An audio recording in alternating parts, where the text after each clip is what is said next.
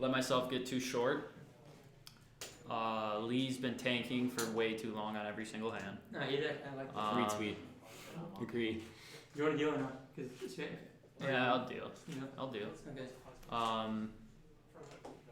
And yeah, I should have jammed with when I had King Queen earlier. Yeah. Probably should have jammed when I had like Ace 8 a long time ago.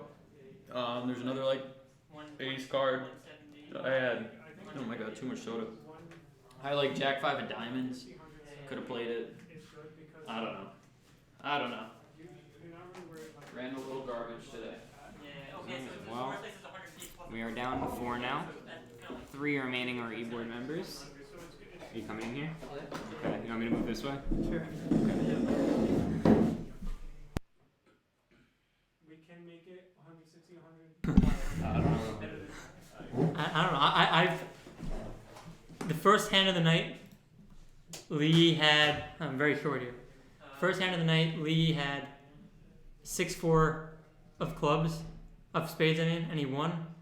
After that, I said, "This guy's winning," and he's destroying everyone. So, yeah, very very short here. Let me move the camera. Here. It is 38K. Yeah. That's not gonna work. 20, 30, 5. Whatever. That's good enough. Okay. So Jacob here with Ace Queen suited after David limps, which he should not be doing with less than what is he? Yeah, he has 7? 8 bigs. Yeah. 8 bigs. He should not be limping with 8 big blinds. 8.13. Yeah. Jacob is. Oh my god. Jacob jams Ace Queen. Lee has kings because why wouldn't he? So sick. This has been his luck all day. Yeah, now he has to think about trying to entice David, who he knows calls off pretty loose sometimes, to also call. If he snaps, then he's going to probably scare him off. And I don't know if he realizes that how short David is, so he might be considering either calling or raising. He's obviously never folding, but it is a decision. Obviously, it's not knowing that a call is the same as a raise here. But actually, Sebastian's still in. Yes, Sebastian's still in, so he might be considering if he wants to just call or if he's raising.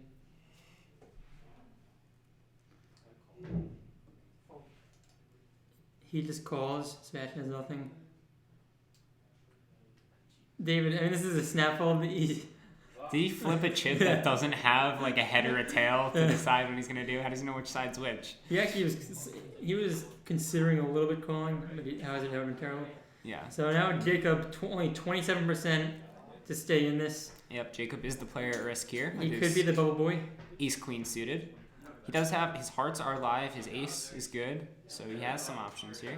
One ace is dead though from David. So That is true. That is true. No hearts at all on that flop. 12%. Very, very bad flop for Jacob. Got a open-ended straight draw to chop it up. A 10 or a 5 would be a chop here. Rest No in 10 or peace. 5. Lee just destroying everybody.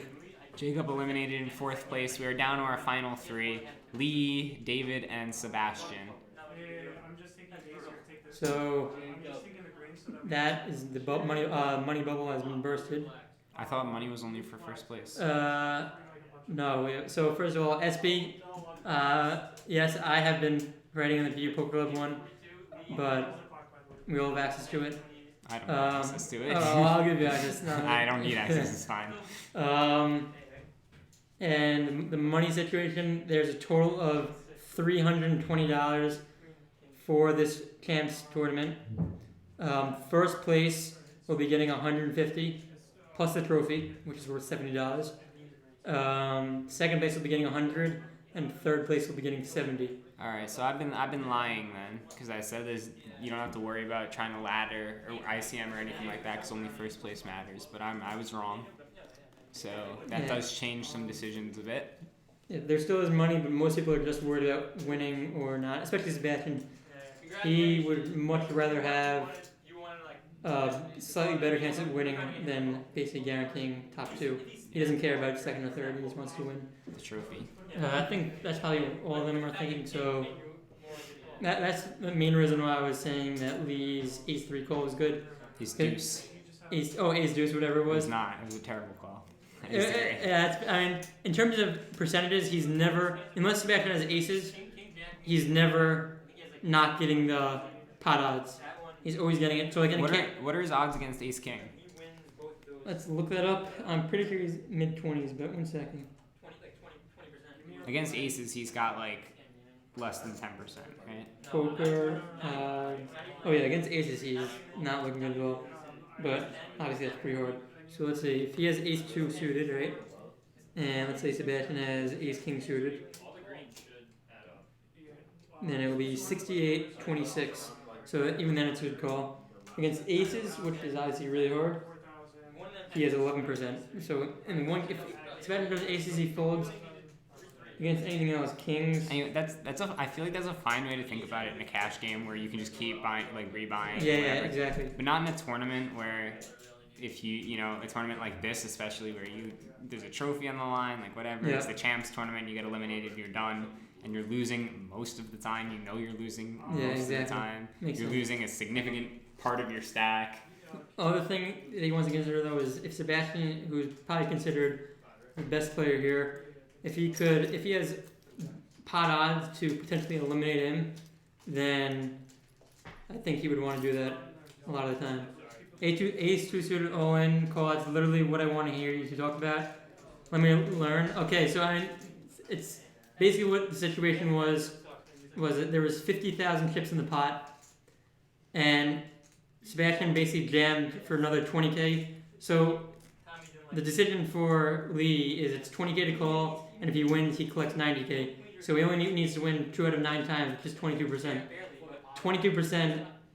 The only hand that ace 2 suited does not have 22% against is aces.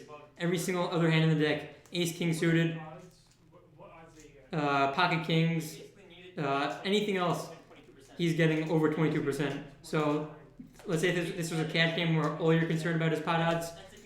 It's obviously a snap call. Here, you can say there's ICM, so you want to reduce variance a little bit more if possible. But especially in this tournament where they're mostly worried about winning, where 4th place, 3rd place, 2nd place is way less valuable than winning. Just because you get the title of being a champ, you get the trophy. The $100 for 2nd and the $70 for 3rd is, in most people's mind here, way less valuable. So, and he's getting usually around 30%. So 30% against, especially if you're going to potentially knock out with the best player at the table, that's something that I would be calling most of the time. But I mean, just because of variance and it's tough to call a hand that you're only winning 30%. You're also, you're the chip leader, right? And you're giving the chip lead to someone else. And in a thing where first place is like that's what you care about, right? You want the trophy, you want the 150 for first. Now you're going from a dominant top stack to like not even the top stack anymore. Yeah, exactly. I think he had 30% of the chips remaining once he lost that. Yeah. So like I said, it's not really easy to play, but I think there's definitely more factors from winning call. But it's debatable. It's not. I mean, the main part of the debate is how much do you value the $100 for 2nd and the $70 for 3rd. But no, I mean it's not the easiest play, but I think I would have leaned call there. Yeah, it's tough. And then just waking up with kings right after that to knock out Jacob is pretty sick. I do like in that hand. I did like the 3-bet. Oh yeah, After. I'm not sure what I would do in this spot there. I think if I was him, I would make call, but I think both 3-betting there is pretty good also. Yeah. He's gonna get Jacob off of a lot of hands that are dominating him, like something like ace-8. I think Jacob got ace-8 off there, so Yeah. he would get him to fold. So that alone makes it a good 3-bet.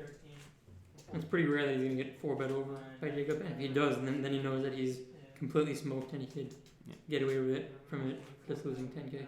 Well, you just said he should call. Well, I mean, yeah, exactly. But yeah, in that spot he would call, but yeah. Plus the fact that Jacob is pretty short also, so. Yeah. We're gonna be waiting a few minutes longer because with that knocked out, we decided to tip everybody up. 3 players remaining. $70 guaranteed. For third, $100 for second, $150 for first, plus the trophy. We should probably put the trophy on the table. No reason not to. Be back in a minute.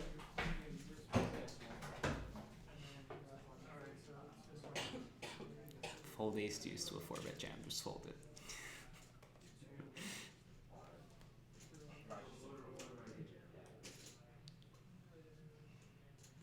I'd be interested to see what the chip stacks are looking like now. Lee probably reclaimed that first position, No, leave that check. It's Corbin. but I'm not entirely sure what the other stacks look like.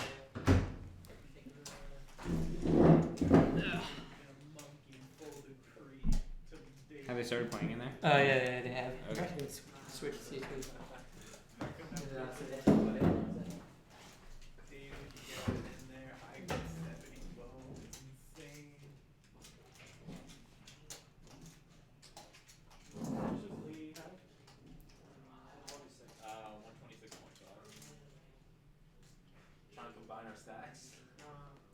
I'm trying to think how much I have. Alright, am I dealing this shit? Yeah, I rather not do We'll adjust that when Gindy comes back in, but his stack size obviously is important. SP wants to know how much Lee's stack size matters for the call. So like the fact that he had a lot of chips and that he's still in an okay position if he loses definitely makes a difference. You know, if he's eliminated if he loses that, then that's a much different scenario. Yeah, I mean, that's kind of where like ICM usually comes into play. So if he had Sebastian covered by a little bit, then I think it would be an even better call because short stacks in tournaments are really valuable, especially because you could win. Let's say you have 1,000 chips left and you're not coming into the big blind. Then the next hand you could win the big blind anyway. So you could literally 8x your stack the next hand. So if you just had Sebastian covered, it would be a snap call. I think if Sebastian had him covered, then he might want to. It might be closer to a fold.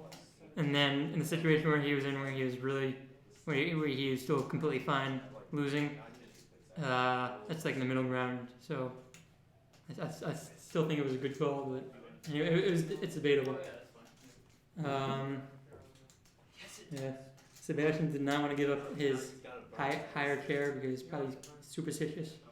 But yeah, I think he's been running good in that chair and he doesn't want to change anything. So classic poker player or any gambler. Whenever you are running good, you don't want to change anything. So 1,500. Fun's good? One is good. I'm doing pretty well in time. Yeah, it's only 4:41. Yeah. Alright, there's 9 I don't want minutes. to jinx it though. I might have just jinxed it. So Lee now has 127k. We'll see in a second what the other two stack sizes are.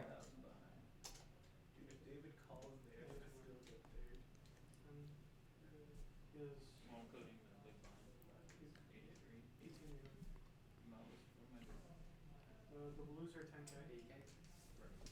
Oh, 8k. Looks like Lee raised here with 8-3 of diamonds on the button. Yeah, it's 22 total. He did. He raised to 8k. David goes all in with queen 5 of diamonds. It's 5k more for Lee to call. I think he probably will. Yeah, 11 more.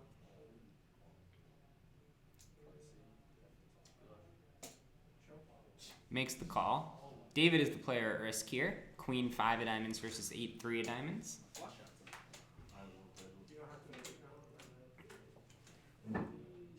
Here's the flop. Is that it? No, that's a 10.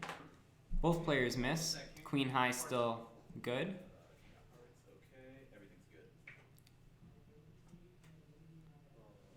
Six of diamonds on the turn doesn't help anyone. Lee is now down to 5 outs. And he does not hit one of them. David doubles up. He's now up to 30.5k. Still a short stack. What happened there? Lee jammed into David. Lee raised to 8K. David jammed for Okay. 15K total Okay, or so- something like that. Yeah. Yeah, here we go.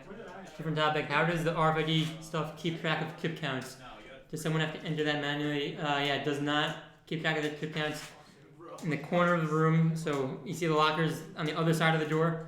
There's right now Jacob Hard is on the computer entering in what all the action is. So if somebody's raising, folding, calling, he does all that. He controls the camera angles.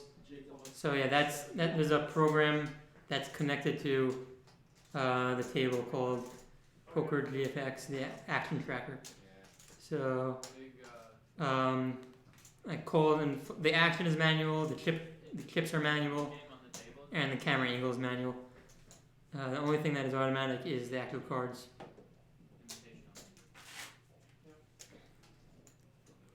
Chip counts. Lee 56% of the chips in play. David under 10 big blinds still. Even with that double up, under 10 bigs. I don't know, if we get a Lee versus Sebastian heads up, with Lee having like double Sebastian's chip to start with, it could be pretty sick. David has Queen 9 here in the button. Is this a jam? Queen 9 in the button, especially with next hand going to the big blind ante, I would jam that. I think so too. Yeah. But David folds. He folds. I yeah. think three-handed. That's definitely Yeah, a jam. Queen 9 3-handed is like pocket aces. I mean, not quite. not but- quite not pocket aces, but Yeah. that's a premium. It's a premium. Yeah, I Yeah. agree. Yeah, he has to consider the fact that next hand he only has 9.66 big blinds. One of them is dead next hand because it goes in the middle. He doesn't own it, and so I guess you could say he'll have 9 big blinds on the dot next hand. That's a big percentage of his stack that he loses. 10% just dead, and another one is in front of him. So if he has a weak hand, he loses 20% of his stack.